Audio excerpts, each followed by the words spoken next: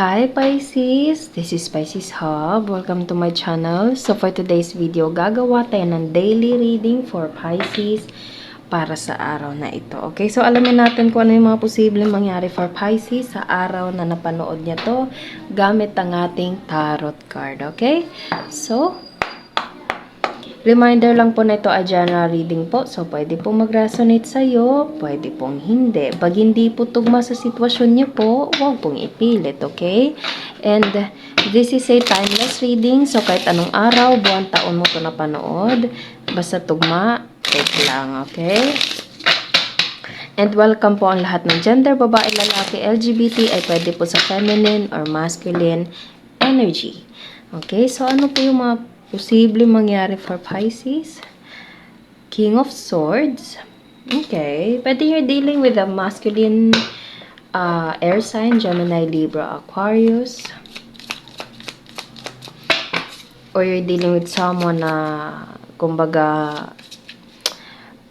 nasa isang posisyon na meron siyang like trabaho na more on thinking.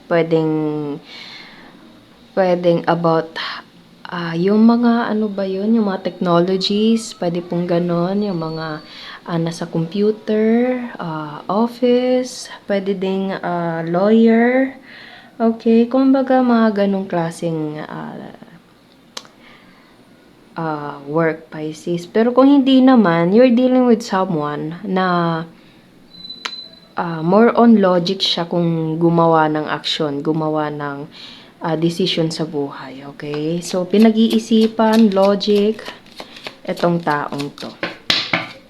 So, ano pa po yung mga posibleng mangyari for Pisces regarding with this King of Swords? Two of Pentacles. Okay. Obviously, you're dealing with someone na, kumbaga, pinag-iisipan ng mabuti. Binabalanse yung sitwasyon, Pisces. Okay? Or pwedeng ikaw po to. Okay? So, ano pa? Two of Pentacles. Ano yung binabalanse? Ano po to? King of Wands. Okay. Pwede you're dealing with two masculine energy, Pisces. Okay? Nakikita nyo, meron dito, meron din dito.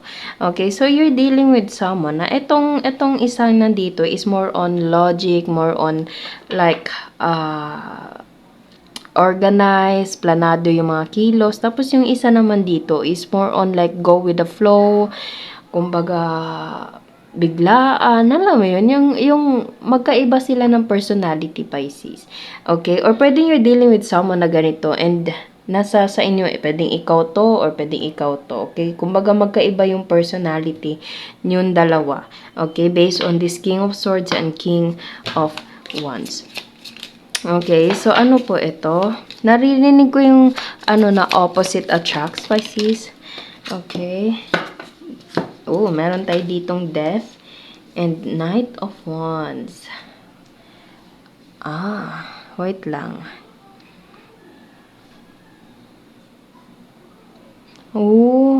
Pwedeng merong big decision na gagawin, Pisces, ano? Pero meron itong connection about something na gusto mo and kailangan mo. Okay? Kasi meron tayo ditong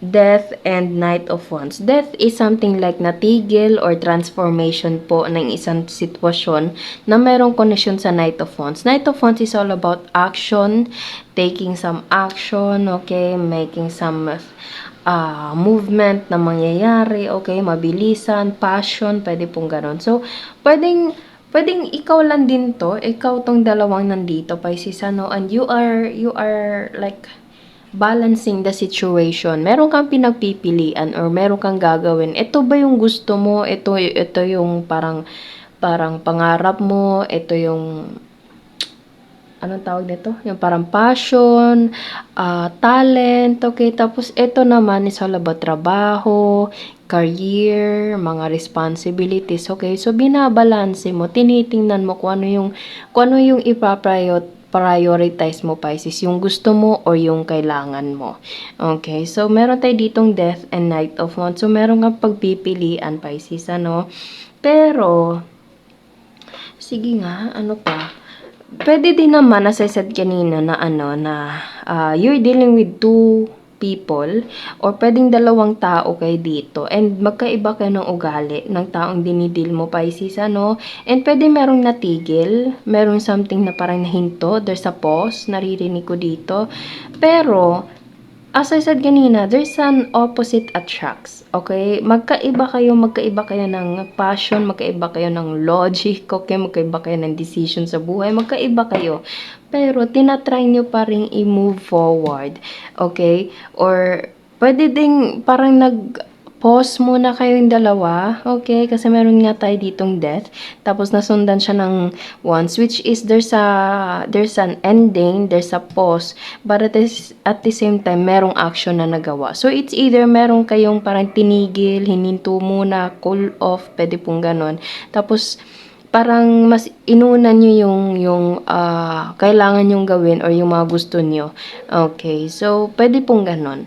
Okay, or kung hindi naman, pwedeng nag-pause muna kayo, nag-relax, okay, a little bit of parang pahinga muna, tapos mas pinili nyo mag-continue together.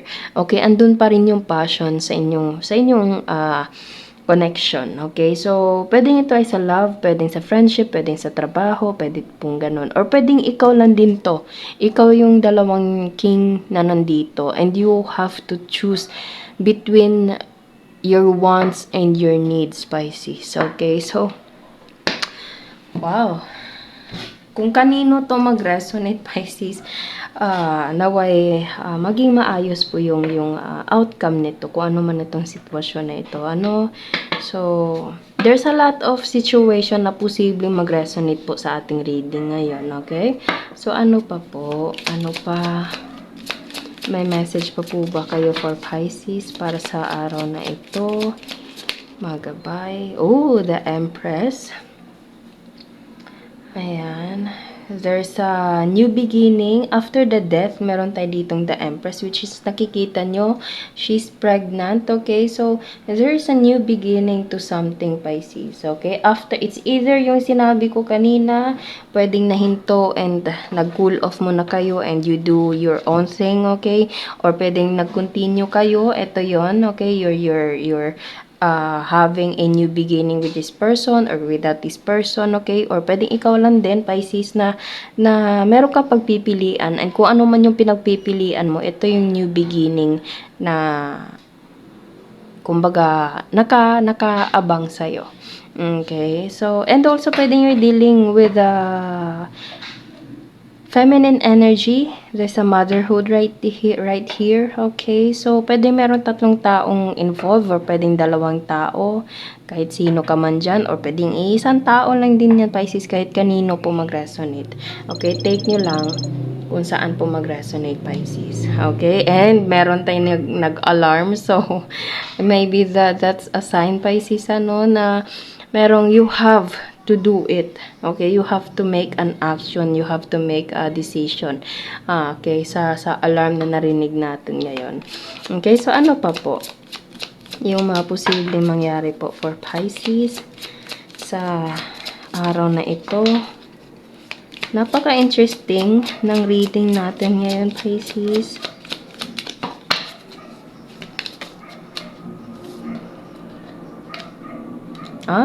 Wow, there's the star. So, this is something like pangarap mo, okay? Kumbaga, ayan para kayong nag-aano dito na ito yung mga pangarap mo, ito yung mga gusto mo, mga gusto nyo, okay? So, gawin mo yung magpapasaya sa'yo, Pisces. Okay? Gawin mo yung magpapasaya sa'yo. Okay? Based on the star right here. Okay.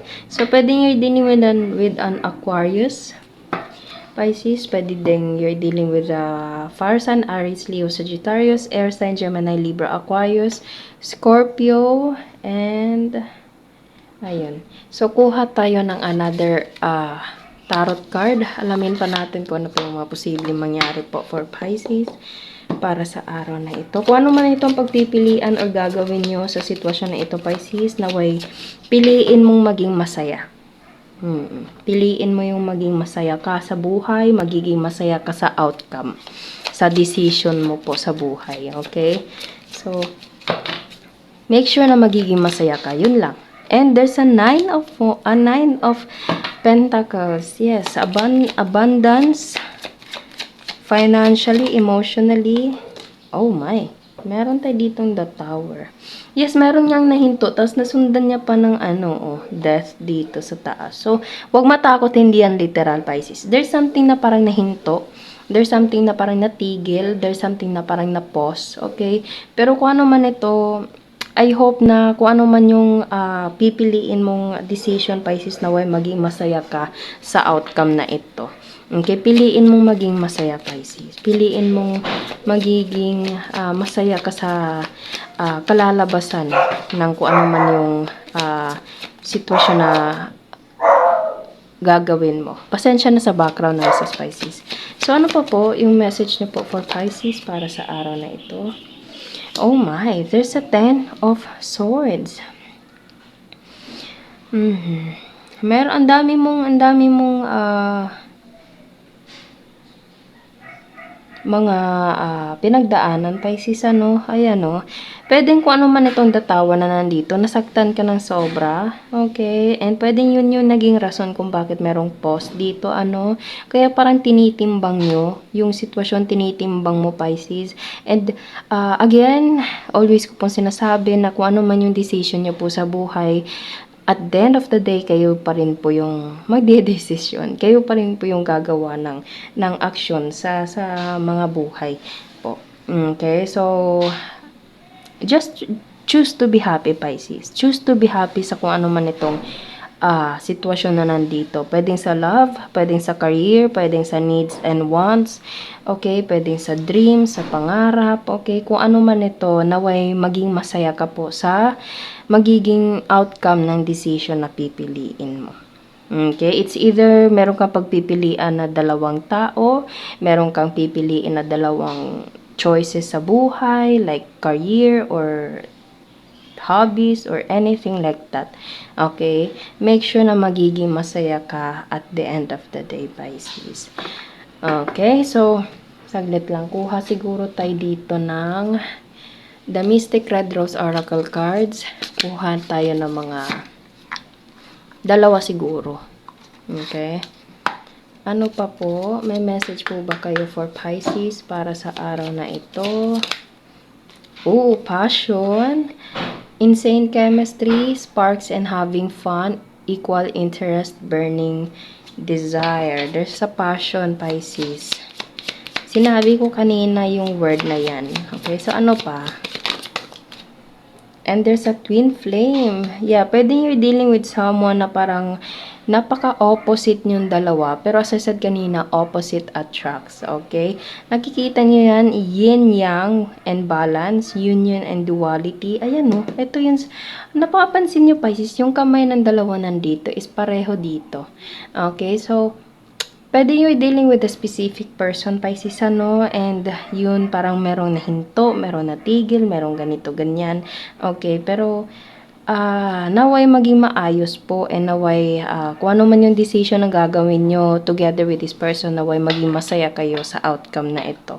Okay, pwede po to sa lahat ng aspeto po sa buhay, Pisces. Take nyo lang kung saan mag-resonate. Okay, so kuha tayo ng mga initials, random words, kung sino po yung konektado for Pisces sa araw na ito. Saglit lang.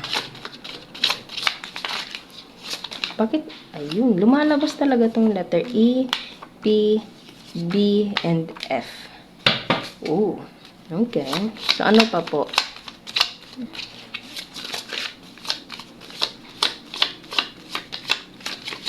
There's a number 5.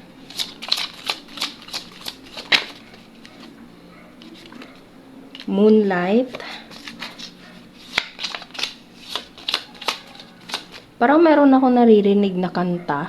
Tapos may moonlight. Okay. L.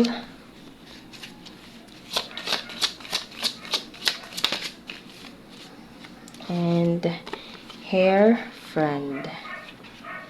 Okay. So, meron tayo ditong number 5. L. P. B, F, E, tapos moonlight, friend, and hair. Okay, so yun po ang ating reading for Pisces sa araw na ito. Naway nagustuhan niyo po. Huwag niyo po sanang kalimutan na mag-like at mag-subscribe po sa ating channel. And click the bell button, Pisces, para ma-notify po kayo sa next videos na i-upload natin. Okay? So, thank you, Pisces, and God bless!